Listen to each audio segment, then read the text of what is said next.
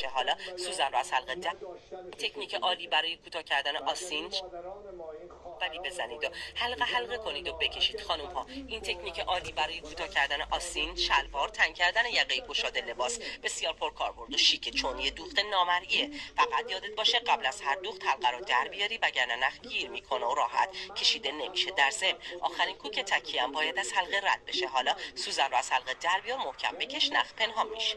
قسمت بالایی جوراب‌های بلا استفاده رو ببر. با استفاده از همین کوک نامرئی اون رو به سر آستین‌های بلوزت بدوز. این دوخت واقعا کاربردیه و کاملا بدون درزه. آستین‌ها به راحتی بلندتر میشه. شما میتونید 3-4 سال دیگه هم بپوشیدش بدون نیاز به بریدن آستین‌های بلند گرم کن. اون رو کوتاه کنید، مطابق تصویر دوخت بزنید، در آخر نخ رو بکشید. آستین‌ها به سادگی کوتاه میشن.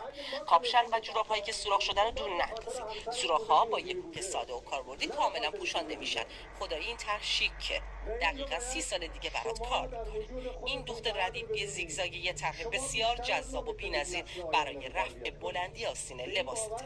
برای یقه لباسایی که گشاد شده از دوخت گندمی بالا پایین استفاده کن. ساده، ظریف، شیک. اگه درز شلوار جینت از هم باز شده، دوخت نامرئی بزن. کافیه که بدوزی و به آرومی نخو بکشی و لایک کنی و 3 تا قلب قرمزم حتما برای من بذاری عزیز دلم.